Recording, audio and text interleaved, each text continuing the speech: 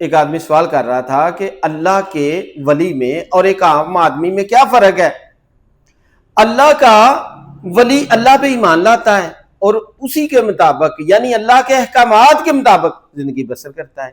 ایک عام آدمی اللہ پہ ایمان لے آتا ہے لیکن اپنے ایمان میں غفلت کرتا ہے، اپنی خواہشات کے مطابق زندگی گزارتا ہے۔ اس کی میں ایگزامپل دیتا ہوں۔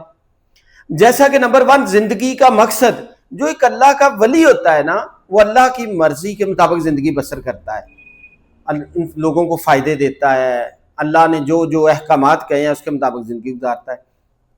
جو ایک عام آدمی ہے نا، اس کی زندگی کا مقصد عزت حاصل کرنا، اسٹیٹس حاصل کرنا، پیسہ حاصل کرنا ہے۔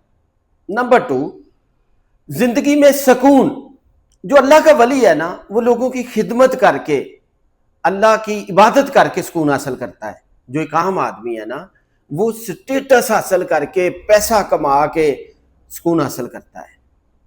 نمبر 3 تیسرے نمبر پہ جب بھی کامیابی ملتی ہے، جو اللہ کا ولی ہے نا، وہ ہمیشہ کہتا ہے میرے اللہ نے عطا کی ہے، اللہ کی وجہ سے ملی ہے، میں نے بھی کوشش کی ہے۔ جو ایک عام آدمی ہے نا، جب اسے کامیابی ملتی ہے تو غرور کرتا ہے، تکبر کرتا ہے، کہتا ہے میں نے یہ بہت کچھ کیا تھا۔ نمبر 4 جب بھی ناکامی آتی ہے نا، تو اللہ کا جو ولی ہے نا، وہ کہتا ہے اس میں میرے اللہ کی حکمت تھی، نہیں ملا، میرے اللہ کی مرضی ہے۔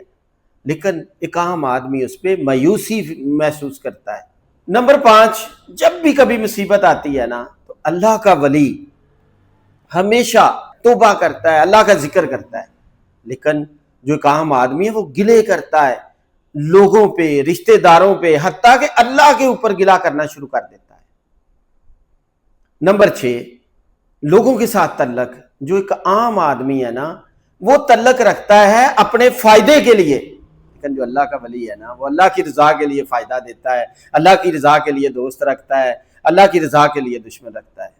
جو کہ اللہ کا ولی ہے نا، وہ آخرت پہ یقین رکھتا ہے اور ہر وقت آخرت کو سامنے رکھتا ہے۔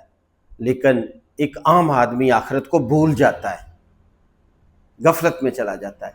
میرا یہ مشورہ ہے کہ ہمیشہ اپنے بچوں کو اللہ کا ولی بنائیں، تاکہ وہ اللہ کا دوست بن جائے اور دنیا کے ساتھ ساتھ آخرت میں بھی افضل مقام پائے۔